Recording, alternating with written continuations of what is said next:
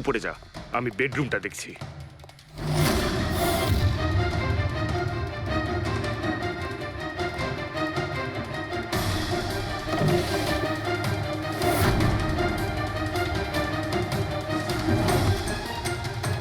কিচ্ছু নেই।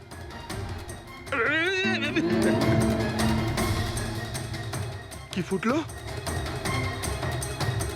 Sir, sir, বালিশটার মধ্যে কিছু একটা আছে। বালিশের ভেতরে?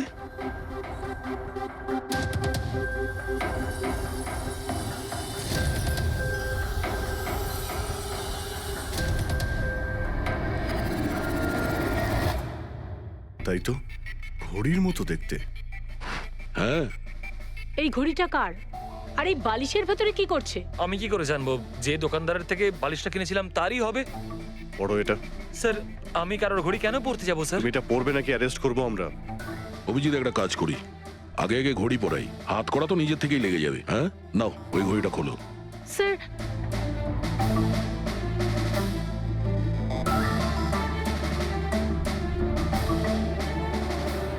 আরে বাহ, দেখো এর হাত কাঁপা বন্ধ হয়ে গেছে। হ্যাঁ, স্যার তো চমৎকার হয়ে গেল, এর হাত কাঁপা থেমে গেল। এটা কোনো চমৎকার নয়, এটা সায়েন্স। এবার দেখো এই ঘড়িটা পরার পরে সোনু কত সহজে খুন করতে পারে।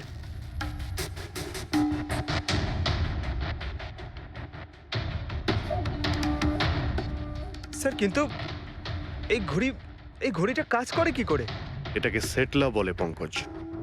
মোশন সেন্সর আর আর্টিফিশিয়াল ইন্টেলিজেন্স টেকনিক দিয়ে বানানো হয় এই ঘড়ি, কারণ ওর মতো যাদের এই রোগ আছে তাদের জন্য, মানে যাদের হাত কাঁপে। শুধু একটাই উদ্দেশ্য ছিল আমার, প্রতিশোধ আর প্রতিশোধ। জ্ঞান স্যার আমাকে বিসিআই এর সাহায্যে সবকিছু বলে দিয়েছিলেন।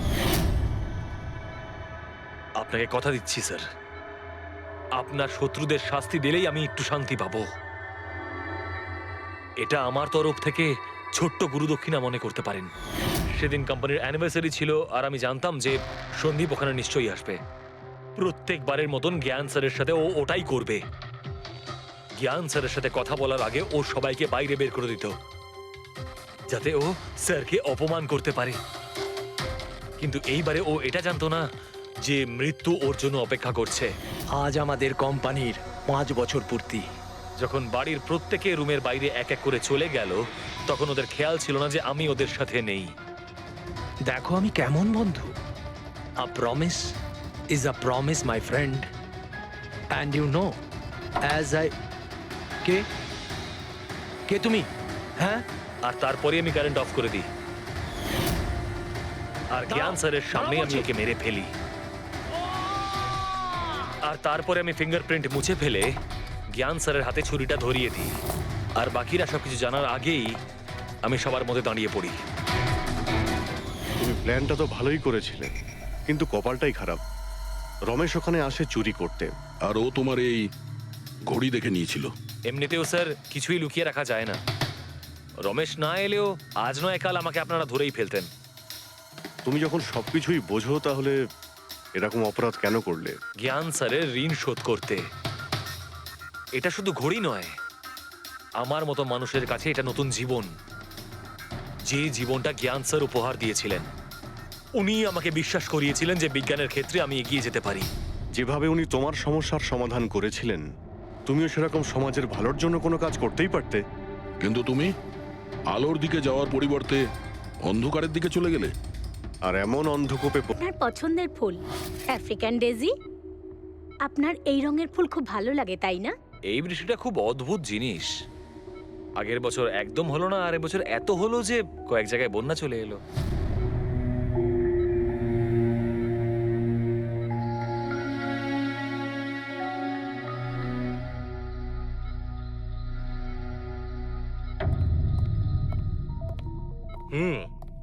বাবা, তোমার এই স্টুডেন্টরা তাদের ভালোবাসায় তোমাকে বিগড়ে দিচ্ছে খালি, তাই না? তোমার তো খুব ভালোই লাগছে। জিজ্ঞাসা করা যাক, কি হলো বলো?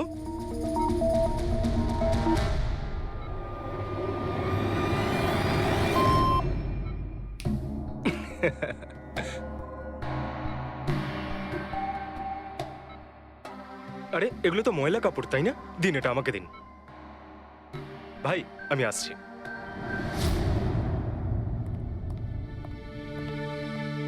স্যার এখন কেমন আছেন?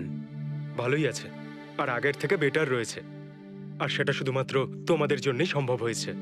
যদি তোমরা এখানে রোজ না আসতে, তাহলে হয়তো উনি সুস্থ হতে পারতেন না। আরে দাদা, এভাবে বলো না।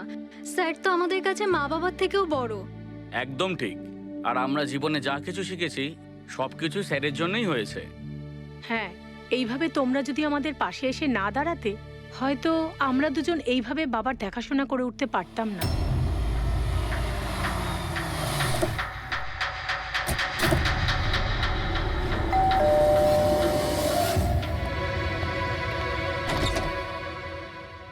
সন্দীপ আঙ্কেল, নমস্কার আঙ্কেল। নমস্কার। ভালো আছো? তোমার বাবা কেমন? ভালো আছেন, খুব ভালো আছেন। বাহ, বেশ কথা। দেখো, ওর জন্য এটা এনেছিলাম।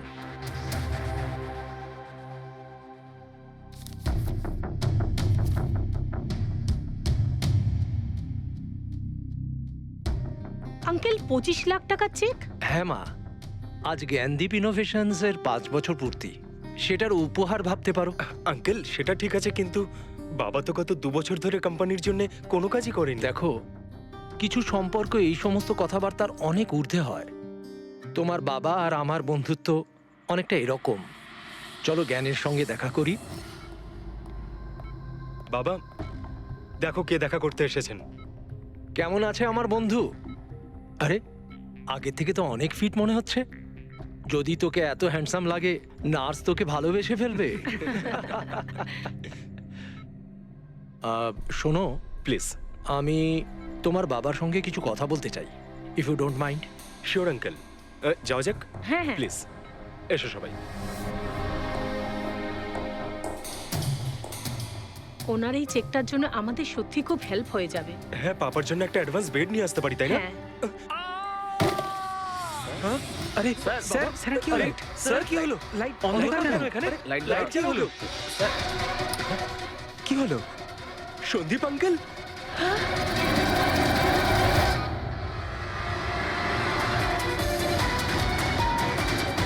I think he is dead. জ্ঞান স্যার, আপনি ঠিক আছেন তো? এই ছুরিটা ক্যান্সারের হাতে?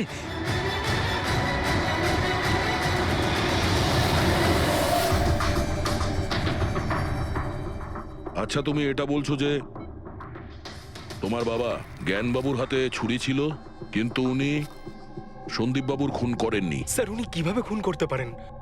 2 বছর ধরে তো উনি প্যারালাইজড। ওনার সিএলআইএস হয়েছে। Complete locking syndrome. হ্যাঁ স্যার, এই পরিস্থিতিতে শরীরের কোনো অংশই কাজ করে না, এমনকি চোখের পাতা পর্যন্ত পড়ে না। ওনার প্যারালাইসিস হলো কি করে? স্যার 2 বছর আগে বাবার একটা অ্যাক্সিডেন্ট হয়েছিল। অদ্ভুত ব্যাপার, 2 বছর আগে ওনার অ্যাক্সিডেন্ট হয়েছিল, তখন থেকে উনি বিছানায়। তাহলে ওনার হাতে ছুরি এলো কি করে? স্যার এটা অসম্ভব। খুন জ্ঞান স্যার নয়, অন্য কেউ করেছেন। আরে কিন্তু ছুরি তো ওনার হাতেই ছিল। হয়তো খুনি এই কাজটা করেছে। তার মানে হলো এই রুমে জ্ঞানবাবু আর সন্দীপবাবু ছাড়া আরো কেউ ছিল? না স্যার, আমরা সবাই তো নিচেই ছিলাম। হ্যাঁ স্যার, আর ঘরে তো আর কেউ ছিল না স্যার। তার মানে তুমি এটা বলতে চাইছো যে এই খুন জ্ঞানবাবু করেছেন? না স্যার, আমি সেটা বলতে চাইনি। তুমি কি বলতে চাইছো? সন্দীপ তাহলে নিজেকেই ছুরি মেরেছে, আর মারা যাওয়ার আগে ছুরিটা ওনার হাতে ধরিয়ে দিয়ে যায়? হ্যাঁ, আবার এমন নয় তো যে জ্ঞানবাবুর কোনো শরীর খারাপই নয়, শুধু অ্যাক্টিং করছেন। স্যার আপনি এসব কি বলছেন? যেটা আপনি শুনলেন, যদি আপনার কোনো আপত্তি না থাকে, আমরা আপনার বাবাকে আরেকবার চেক করতে চাই। করুন আপনি। আমরা কি মিথ্যা বলছি নাকি? দেখে নিচ্ছি।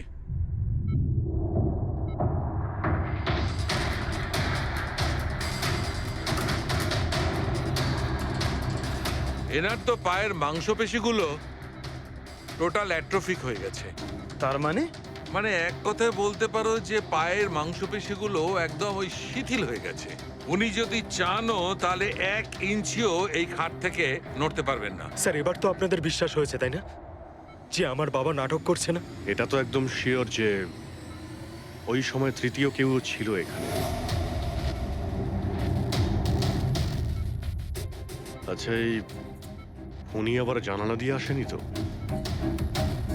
পঙ্কজ, ফ্রেডি, তোমরা জানালার আশপাশটা ভালো করে চেক করে দেখো তো। কোনো প্রমাণ পাওয়া যায় কিনা? স্যার, অদ্ভুত ব্যাপার, প্রথমবার এইরকম হলো যে খুনির সাক্ষী এখানে রয়েছে কিন্তু সাক্ষ্য দিতে পারবেন না। সেটা পাওয়া যেতে পারে স্যার, সাক্ষ্য কি করে পাবো? এই মেশিনের সাহায্যে, যার নাম হলো বিসিআই, ব্রেন কম্পিউটার ইন্টারফেস। এই মেশিনটা প্যারালাইজড পেশেন্টদের অনুভবগুলোকে বুঝতে সাহায্য করে। অদ্ভুত ব্যাপার, এটা কি সম্ভব? নিশ্চয়ই সম্ভব স্যার। স্যার, এই মেশিনটা রক্তের অক্সিজেন ফ্লোকে বুঝে নিয়ে পেশেন্টের অনুভবগুলোকে ব্যক্ত করে দেয়। একটু ভালো করে এক্সপ্লেন করো দেখি।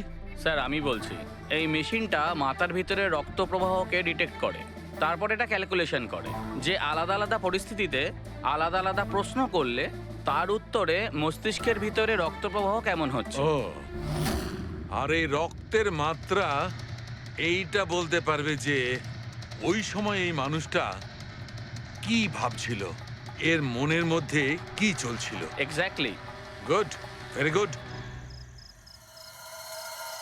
ফ্রেডি স্যার, এখান থেকে ওপরে যাওয়ার কোনো রাস্তা নেই। সে আমি জানি। এই পাইপটা দেখ, খুনি এই পাইপটা বেয়েই উপরে উঠেছিল, খুন করে এই পাইপটা ধরেই বেয়ে নিচে নেমে গেছিল। আর ওই ভাঙা টপটা দেখতে পাচ্ছিস, ওইটার উপরই পড়ে দৌড়ে পালিয়েছিল। চলুন স্যার, নিচে গিয়ে দেখি। চল। আমার বাবা অ্যাক্সিডেন্টের আগে এই টেকনিকটাকে আরো এগিয়ে নিয়ে যেতে চেয়েছিলেন।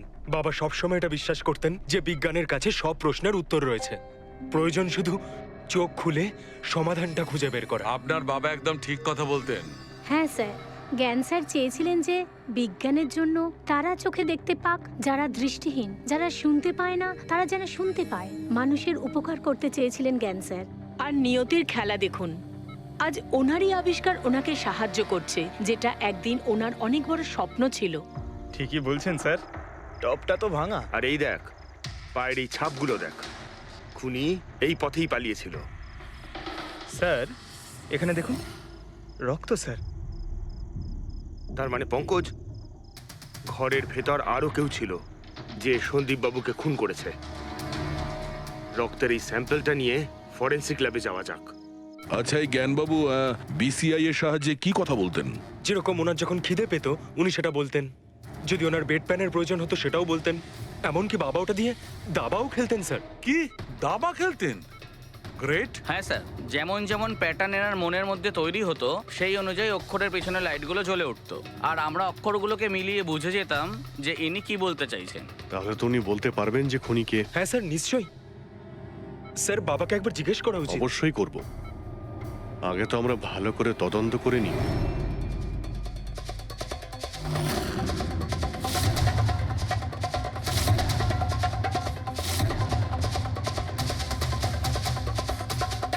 সারিকা, ছুরির মধ্যে কিছু পেলে? শুধু মিস্টার জ্ঞানের আঙুলে ছাপ পাওয়া গেছে, আর কারোরই নয়। তাহলে হতে পারে খুনি গ্লাভস পরেছিল স্যার খুন করার সময়। তার মানে খুনি জানলা দিয়ে ঘরের ভেতরে আসে, ও সন্দীপকে মারে, আর সেই ছুরিটা জ্ঞানের হাতে ধরিয়ে দেয়, আর তারপর লোকেরা এই রুমে আসার আগেই ও জানলা দিয়ে পালিয়ে যায়। স্যার, এটাও তো হতে পারে যে খুনি কোনো বাড়ির লোক। না পূর্বী, রুমে যতগুলো লোক ছিল স্যার, তাদের কারোর শরীরে এই চোট বা আঘাতের চিহ্ন ছিল না স্যার। আর ওই শুকিয়ে যাওয়া রক্ত, ওটা কোনো বাইরের লোকেরই। একটা কথা বুঝতে পারছি না দয়া, যদি খুনি বাইরের লোক হয় তাহলে এটা কি করে জানলো যে সন্দীপ জ্ঞানের সঙ্গে দেখা করতে আসবে? 10 মিনিট আগে সন্দীপ পৌঁছে যায় আর তারপর ওর খুন হয়ে যায়। স্যার, এমন মনে হচ্ছে যে হতে পারে এই খুনি সন্দীপ বাবুকে ফলো করছিল, আর যখন সন্দীপ বাবু তার পুরো দিনের শিডিউল বানাচ্ছিল, হতে পারে কোনোভাবেও জেনে গেছিল যে বিকেল বেলায় সন্দীপ বাবু জ্ঞান বাবুর সঙ্গে দেখা করতে যাচ্ছেন। সে ঠিক আছে, কিন্তু এরা দুজনেই সন্দীপ আর জ্ঞানবাবু কথা বলবে সেটা কি করে জানলো? স্যার, এটাও হতে পারে যে খুনি জানতো না, আর যেহেতু ও ওকে ফলো করছিল, যেই সুযোগ পেয়েছে রুমে ঢুকে ওকে মেরে দিয়েছে। দয়া, নিশ্চয়ই ওর সঙ্গে কোনো শত্রুতা ছিল এই সন্দীপের ওপর, সেই জন্যই তো খুনি পিছু নেওয়া ছাড়েনি। আর বস, যার সঙ্গে এই সন্দীপ বাবুর শত্রুতা ছিল তার এ প্লাস্টিক অ্যানিমিয়া ছিল। ও আচ্ছা, এই জিনিসটা আসলে কি স্যার? পঙ্কজ, এটা একটা খুব রেয়ার ডিজিজ। এই অসুখটা খুব কম লোকের হয়। এতে মানুষের বোন ম্যারো আর বোন ম্যারো স্টেম সেলস ধীরে ধীরে নষ্ট হতে থাকে। রক্তের লোহিত রক্তকণিকা, শ্বেত রক্তকণিকা আর প্লেটলেটস সব ধীরে ধীরে নষ্ট হতে থাকে। যদি এই রোগটা রেয়ার হয় তাহলে খোঁজ নেওয়া খুব একটা কঠিন হবে না যে শহরে কতজন লোক আছে যাদের এই ধরনের রোগ আছে। এ প্লাস্টিক অ্যানিমিয়া।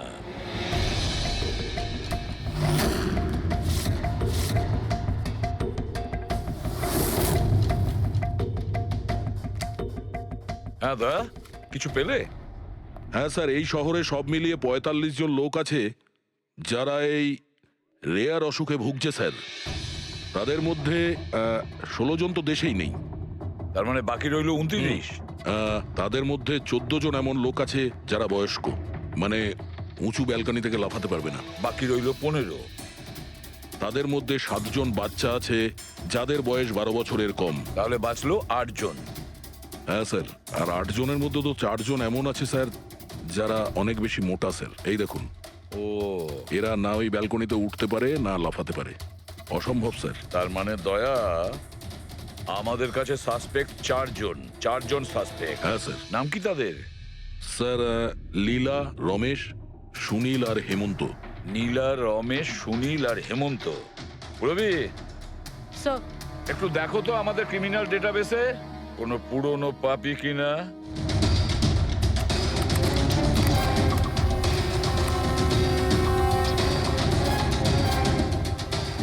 পেয়ে গেছি, রমেশ। চুরি, ছিনতাই, তাছাড়া লোকেদের মেরেওছে। থাকে কোথায় সে? সরোজনগর চল। নিয়ে এসে একে।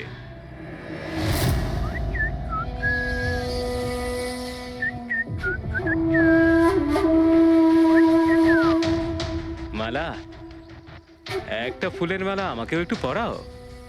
আচ্ছা বলো, বিয়ে কবে করছো? বিয়ে? আর তোকে? আমার এতটাও খারাপ সময় আসেনি যে তোকে বিয়ে করতে হবে। কেন? তুই এতটাই খারাপ দেখতে যে তোর বাড়ির আয়না ভয় পেয়ে যায় তোকে দেখে। কিন্তু তোমার বাড়ির আয়না তোমার জন্য কবিতা বলে, এটা আমি খুব ভালো করে জানি। আরে, তোর হাতে আবার কি হলো? আরে কিছু না, শত্রুর সাথে যুদ্ধ করতে গেলে এরকম চোট লেগেই থাকে মালা দেবী। নাটক করিস না, বল কি হয়েছে? ব্যাপারটা এই যে আমি হেঁটে হেঁটে যাচ্ছিলাম, হঠাৎ করে দেখলাম একটা বুড়ি মহিলা রাস্তা পেরোনোর জন্য এগোচ্ছিল। তখনই উল্টো দিক থেকে একটা মোটরসাইকেল খুব জোরে, খুব স্পিডে, ১০০ স্পিডে ওর দিকেই এগোচ্ছিল। যখনই মোটরসাইকেল ওই বুড়ি মহিলাকে ধাক্কা মারতে যাচ্ছিল, মাঝখানে পৌঁছে গেলাম আমি আর বাঁচিয়ে নিলাম ওকে। আচ্ছা, তুই এতটাই সাহসী? আমি কি কি ভালো পারি সে ব্যাপারে তো তুমি এখনো জানোই না। আচ্ছা বল, আর কি কি গুণ আছে তোর মধ্যে? আমার ভালো গুণগুলো হলো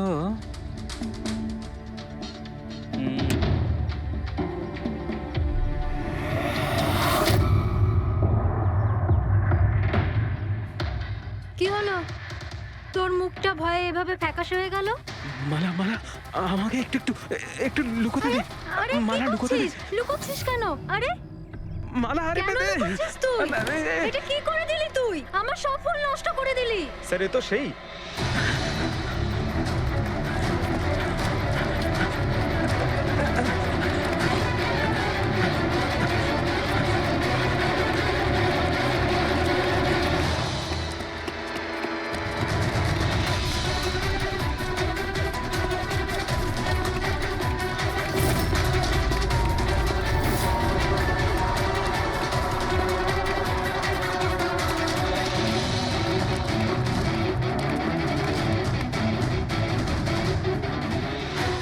পালিয়ে গেছে মনে হয় স্যার। যাবেটা কোথায়?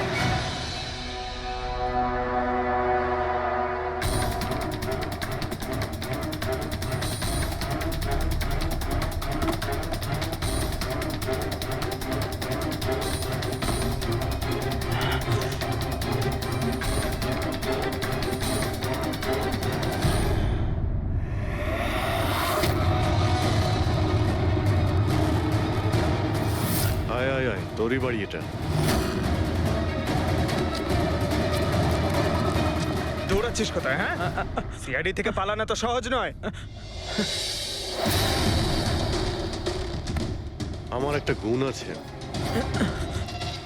যখন আমি রেগে যাই তখন অপরাধীর খারাপ সময় শুরু হয়ে যায়। এর তো খারাপ টাইম শুরু হয়ে গেছে স্যার। এসব কোথা থেকে নিয়ে এসেছিস? হ্যাঁ, আনিনি স্যার, নিজে বানিয়েছি। এই মেশিনটা তুই বানিয়েছিস? দেখে তো মনে হচ্ছে চাও ঠিক করে বানাতে পারিস না, মেশিন বানিয়েছিস। কোথা থেকে চুরি করেছিস? না স্যার, আমি চুরি করিনি। শুধু চুরি করিসনি, খুনও করেছিস তুই। খুন? কার sir? D117 MG road, Sundarnagar. এখানে গেছিলি তো তুই? তোর হাতে আঘাত লেগেছে না? তোর এই রক্ত আমরা ওখানে পেয়েছি। আমার ছিল না স্যার। তোরই ছিল। তুই যে হসপিটালে ট্রিটমেন্ট করিয়েছিলি সেখানেই ম্যাচ করে গেছে। মাঝার কোনো রাস্তা নেই? না, সোজা ফাঁসি। চুরির জন্য ফাঁসি দিয়ে দেবে? চুরি নয়, খুন। সন্দীপের খুন। না স্যার, আমি কোনো খুনই করিনি। আমি তো শুধু ওখানে চুরি করতে গেছিলাম। তুই একে খুন করিসনি? হে ভগবান, কি বিপদে পড়লাম। মায়ের দিব্যে বলছি স্যার, আমি কোনো খুন করিনি। আমি তো খবর পেয়েছিলাম যে ওখানে একটা লোক থাকে যার প্যারালাইসিস হয়ে গেছে। চুরি কোথায় করতে হবে সেটা ভালো করে জেনে নিয়ে আমি ওখানে শুধু চুরি করতে গেছিলাম। আমি ওখানে শুধু এই কারণেই গেছিলাম। আমি তোকে চিনিও না, কেন মারবো? কারণ সন্দীপ তোকে চুরি করার সময় দেখে ফেলে, তাই একটা অপরাধ লুকোতে গিয়ে আরেকটা করে ফেলেছিস। হ্যাঁ, এই কথাটা সত্যি স্যার যে আমি ওখানে গেছিলাম। আর সন্দীপ আমাকে দেখে চিৎকারও করেছিল। ওর চিৎকার শুনে আমি ভয় পেয়ে গিয়ে পালিয়ে এসেছিলাম। তাহলে তোর লাগলো কি করে? এটা যখন সন্দীপ চিৎকার করলো তখনই লাইট চলে গেছিল, আর অন্ধকারে আমি নিচে লাফালাম। ওই লাফাতে গিয়ে চোট লেগে গেছে। ওই রুমের মধ্যে তুই ছাড়া সেই সময় আর কেউ ছিল না। তুই খুন না করলে কে খুন করবে? না স্যার, আমি ছাড়া অন্য কেউ ছিল ওখানে। কে?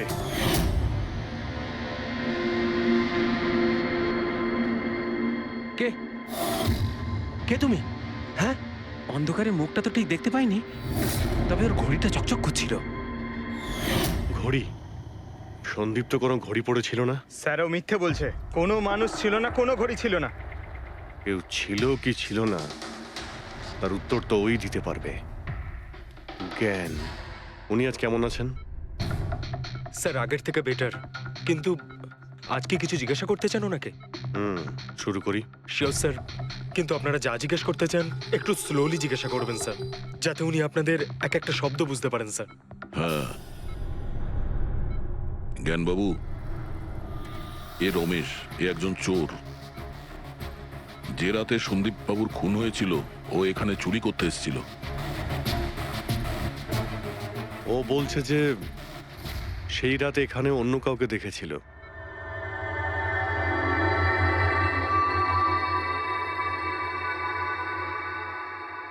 রমেশ, ওই রাত্রে তুমি যেখানে দাঁড়িয়েছিলে সেখানে গিয়ে দাঁড়িয়ে যাও। হ্যাঁ স্যার। স্যার, আমি এই দিক দিয়ে ঢুকেছিলাম আর এখানে এলাম, আর তারপর আমি এদিকে দেখলাম, আর যখনই আমি এখানে পৌঁছালাম দেখলাম সন্দীপ ওখানে দাঁড়িয়ে আছে। আমি ভয় পেয়ে পেছন দিকে ঘুরলাম, আর তখনই কারেন্ট চলে গেল। এখানে দাঁড়িয়েছিলে মানে উনি নিশ্চয়ই তোমাকে দেখেছেন। আচ্ছা, ও কি এখানে ছিল?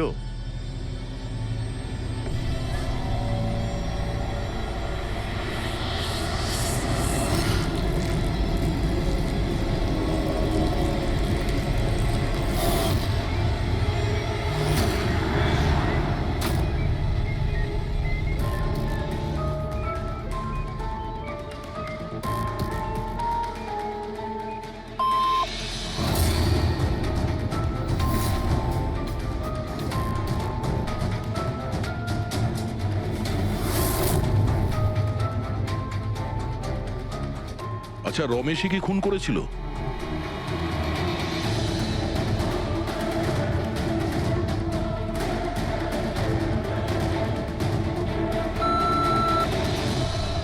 নো নো স্যার, নো মানে না স্যার। আমি বলেছিলাম না আমি মারিনি স্যার। হ্যাঁ ঠিক আছে, তুমি এদিকে দাঁড়াও। আচ্ছা আচ্ছা, আপনি এটা বলুন, আপনি কি খুনিকে দেখেছেন? আপনি চেনেন খুনিকে?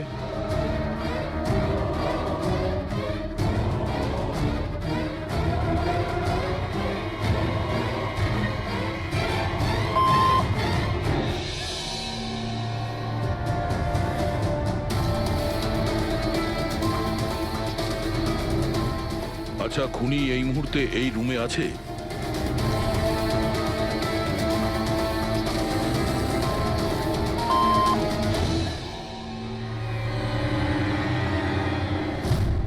তার মানে খুনি আমাদের মধ্যে কেউ একজন।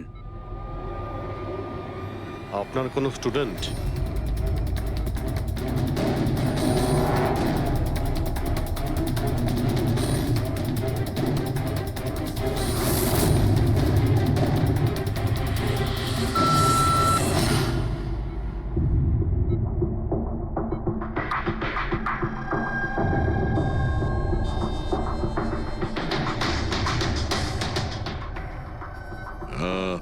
নার্স কিংবা ওয়ার্ড বয়? এসবের মধ্যে আপনারা আমাকে কেন টানছেন? আপনি যদি কিছু করেই না থাকেন, আপনি ভয় পাচ্ছেন কেন?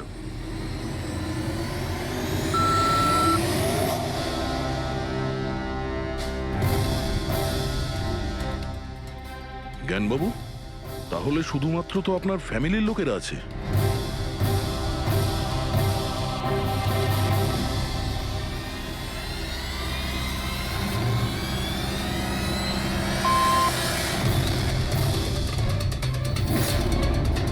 যাও ওখানে দাঁড়িয়ে থাকো। আচ্ছা এটা বলুন, আপনার ছেলেই কি খুনি?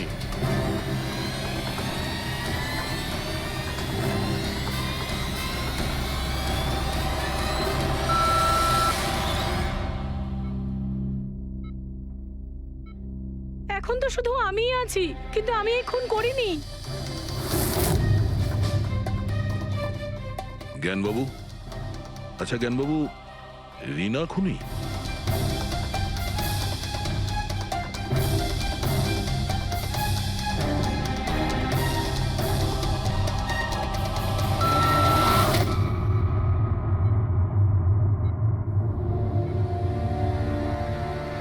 আপনি আমাদের বললেন যে আপনার পরিবারেরই কেউ খুনি, তাহলে সে কে?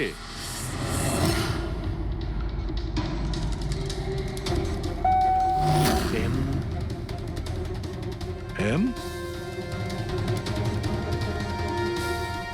আপনাদের মধ্যে কার নাম এম থেকে শুরু হয়?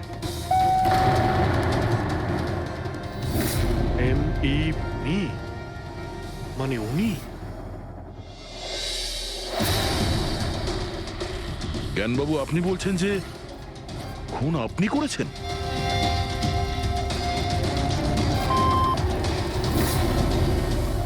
বুঝতে পারছি না ইনি কেন আমাদের সঙ্গে এরকম খেলা খেলছেন।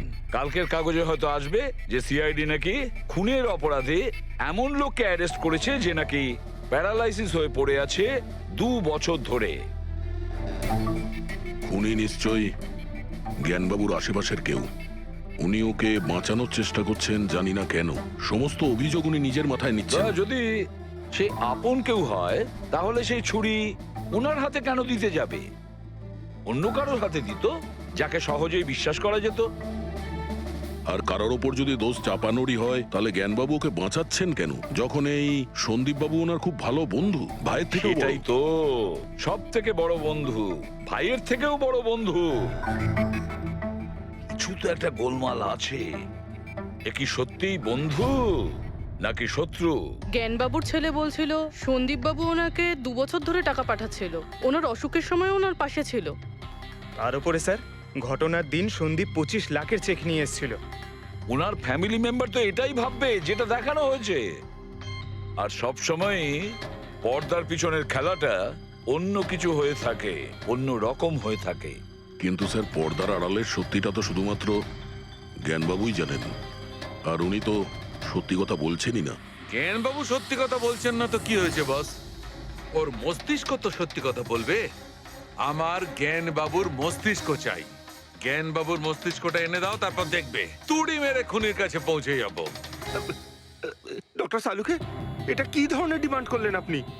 কারণ মস্তিষ্ক কি করে নিয়ে আসা সম্ভব? কেন হবে না ফেডরিক? এই কেসে ওনার মস্তিষ্ক তো ওকে এনে দিতেই পারি আমরা।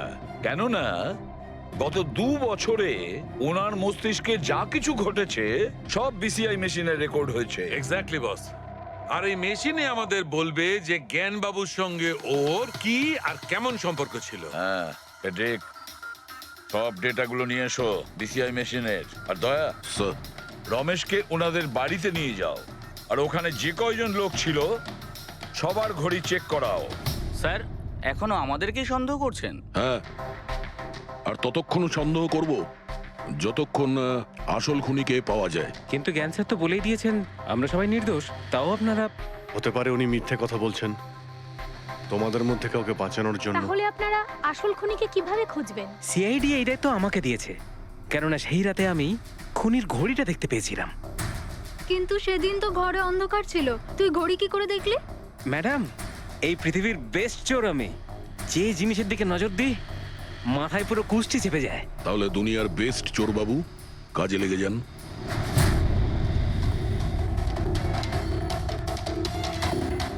সস্তা, টেকসই, সুন্দর, 11,000 টাকা। না, এ নয়।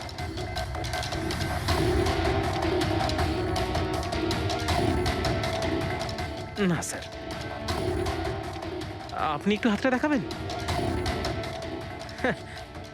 এও নয়, এটা তো একেবারে বেকার। ও হ্যালো, বেকার এটা, 2 লাখ টাকা দাম। আরে ম্যাডাম, 2 লাখের ঘড়ির কপি, এটা ডুপ্লিকেট মাল। চোর বাজারে এর গুদাম আছে, 1500 টাকাতে আনিয়ে দেবো। হাতটা দেখি। হাত কেন কাঁপছে আপনার সকাল সকাল? না স্যার, এও নয়। স্যার অ্যাকচুয়ালি আমার নিউরোলজিক্যাল প্রবলেম রয়েছে। ছোটবেলা থেকেই আমার হাত কাঁপে, আমি কোনো কিছু ভালোভাবে ধরতে পারি না। পঙ্কজ, একটু ওই পেনটা দাও ওকে।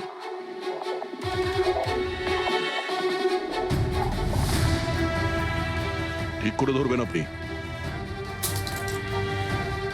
এ তো পেনটাও ধরতে পারছে না। স্যার অ্যাকচুয়ালি জ্ঞান স্যার আমার এই প্রবলেমটাই সলভ করতে চেয়েছিলেন। উনি এর সাথে রিলেটেড রিসার্চও করছিলেন, কিন্তু হয়তো ভাগ্যের সম্মতি ছিল না এতে। আর জ্ঞান স্যারের গাড়ির অ্যাক্সিডেন্ট হয়ে গেল। ভরসা রাখো, এর কোনো না কোনো চিকিৎসা তো হয়েই যাবে। তুমি দেখো বাকিদের ঘড়িগুলো। না স্যার, এদের মধ্যে কারোর ঘড়িই নয়। কারোর কাছেই নেই? হতে পারে খুনির কাছে একের থেকে বেশি ঘড়ি আছে। ওই দিন ও যে ঘড়িটা পড়েছিল আজ ওটা পড়েনি। হায় ভগবান, আপনি এখনো সন্দেহ করছেন? পঙ্কজ, এই রমেশকে নিয়ে যাও। পৃথিবীতে যত ঘড়ি আছে, যত মডেলের রয়েছে, সবগুলো দেখাও ওকে। স্যার, যত ঘড়ি আছে, যত মডেল আছে, সব? তবেই তো জানা যাবে খুনি কোন মডেলের ঘড়ি পড়েছিল। এক মিনিট, একটু এদিকে আয়, এদিকে আয়।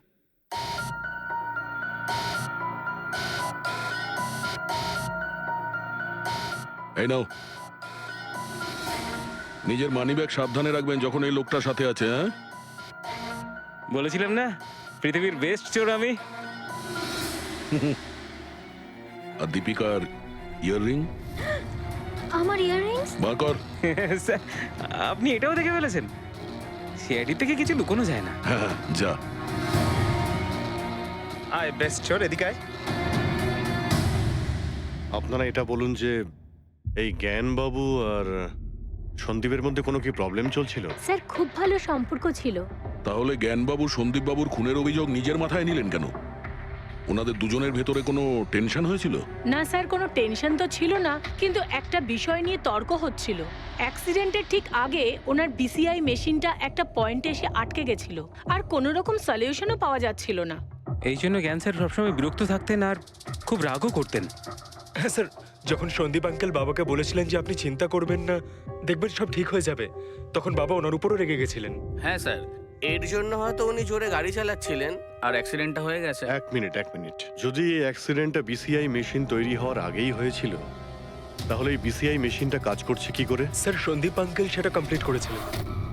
সন্দীপবাবু? কিন্তু উনি তো কোনো সায়েন্টিস্ট ছিলেনই না। হ্যাঁ,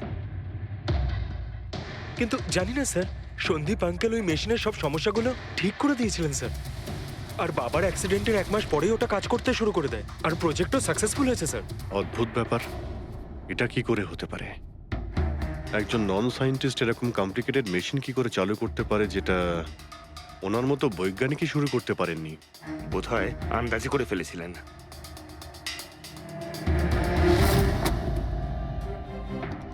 মাই গড, গত 2 বছরে এত ডেটা বেরিয়েছে ওনার একার? হ্যাঁ বস, আর এই পেপারগুলোর প্রত্যেকটা জায়গা খুঁটিয়ে খুঁটিয়ে ভালো করে দেখতে হবে যে সত্যিটা কি ছিল যেটা জ্ঞানবাবু আমাদের থেকে লুকোতে চাইছেন। এক একটা শব্দ, এক একটা অক্ষর জুড়ে তার প্যাটার্ন বানিয়ে দেখতে হবে। চলে এসো, সবাই মিলে কাজ করি। সবাই চলে এসো।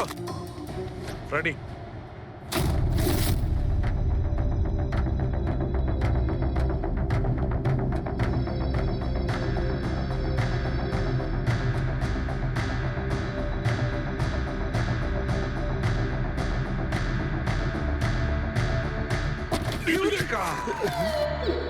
কি হলো স্যার? কি পেলেন? জানতে পারা গেছে যে আসলে ওই রহস্যটা কি, আর এই রহস্যে আছে একটা ভিলেন। জানতে পেরেছি যে জ্ঞানবাবু কিভাবে একটা একটা অক্ষর জুড়ে এই ঘটনাটাকে ব্যাখ্যা করেছেন। অক্ষর, অক্ষর থেকে তৈরি শব্দ, আর শব্দ থেকে তৈরি বাক্য, সেন্টেন্স। না জানি কত সময় লেগেছিল ওনার পুরো ঘটনাটা, পুরো সত্যিটা এভাবে বলার জন্য। হ্যাঁ বস, কম করে 6 মাস। আর সেটা তখন শুরু হয়েছিল অ্যাক্সিডেন্টের ঠিক আগে। আজকের পর থেকে এই কোম্পানিতে তুমি সাইলেন্ট পার্টনার, আর তোমার লাভ শুধুমাত্র 5% হবে, আর তার থেকে বেশি তুমি 1 টাকাও পাবে না। ও ওকে ওকে ওকে ওকে, আমার মনে হচ্ছে তোমার এই প্রজেক্টটা কমপ্লিট হয়ে গেছে আর তুমি সফল হয়ে গেছো। হ্যাঁ হ্যাঁ, আমি সফল হয়ে গেছি, কিন্তু আমি এই মেশিনটা গরিবদের জন্য বানিয়েছি, মানবতার জন্য বানিয়েছি, তোমার মতো লোভী মানুষদের জন্য বানাইনি। আজকের পর থেকে আমরা একসাথে কাজ করব না। আমি যাচ্ছি, কফির জন্যে বৌদিকে ধন্যবাদ জানিয়ে যাচ্ছি।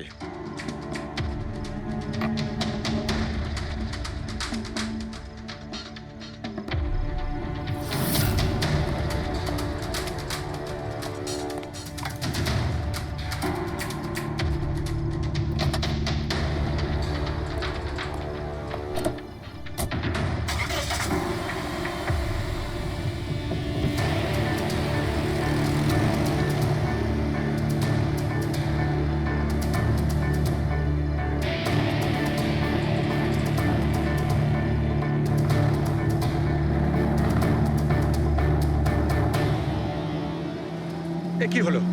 হঠাৎ করে গাড়ি ব্রেক ধরছে না কেন? ব্রেক ছুঁয়ে কি হলো?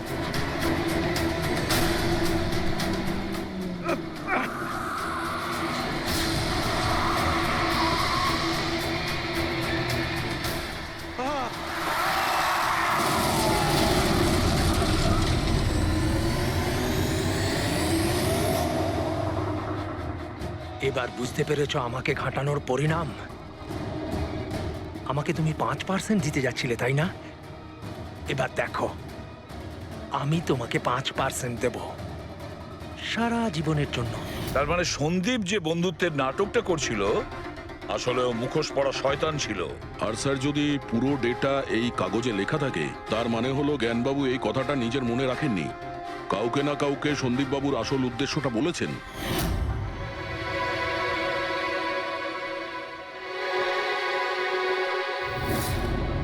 আর উনি এই ব্যাপারে যে বা যাকে সত্যিটা বলেছিলেন সেই হলো অপরাধী, সেই হলো সন্দীপের খুনি। কিন্তু স্যার, যদি খুনি জ্ঞানবাবুর হয়ে প্রতিশোধ নিতে চাইতো, তাহলে খুনি ছুরিটা জ্ঞানবাবুর হাতে কেন ধরালো? ওনাকে ফাঁসাতে চাইছিল? না পুরবি, আমার তো মনে হয় না। খুনি ওনাকে সান্ত্বনা দিতে চেয়েছিল, যে এটা বোঝাতে চেয়েছিল যে দেখুন, আমি আপনার হয়ে সন্দীপকে মেরে ফেলেছি, আপনার প্রতিশোধ আমি নিলাম। আর তাকে বাঁচানোর জন্য জ্ঞানবাবু পুরো অভিযোগ নিজের উপর নিয়ে নিয়েছেন। দয়া, খুনির কাছে পৌঁছানোর একটাই রাস্তা আছে, সেই ঘড়িটা, রিস্ট ওয়াচ, যেটা রমেশ দেখেছিল।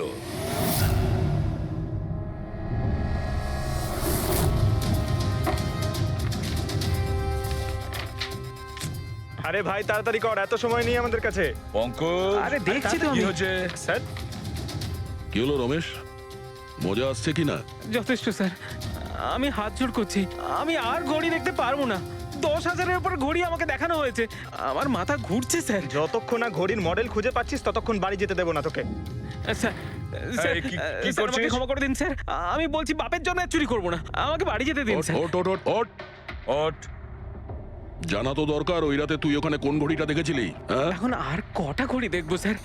এতগুলো ব্র্যান্ডের এতগুলো মডেল দেখলাম স্যার, ওগুলোর মধ্যে কোনোটাই নয় ওটা। তো কোনো মডার্ন ঘড়ি ছিল নাকি? হ্যাঁ ম্যাডাম, একদম মডার্ন ঘড়ি ছিল। ঘড়ি তো ছিল কিন্তু ঠিক ঘড়ির মতো দেখতে ছিল না। কি বললি? মডার্ন ঘড়ি ছিল অথচ ঘড়ি নয়? হ্যাঁ। ঘড়ি দেখেছিস তো? ড্রয়িং করাতে পারবি? ঠিক আছে পুরবি, একে দিয়ে স্কেচ বানাও। স্যার, হ্যাঁ স্যার এইটা।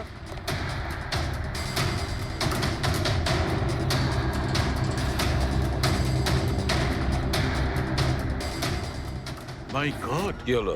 1 মিনিট বস, একদম জ্যাকপট লেগে গেছে। রমেশ, এদিকে এসো। ওকে।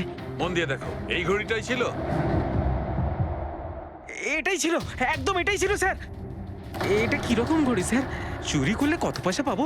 পয়সা নয়, টাকা পাবে, লাখ লাখ টাকা। এত দামি ঘড়ি এটা? ঘড়ি নয়, এটা স্যাটলা বলে একে, স্যাটলা। স্যাটলা? এবার খুনি কে সেটাও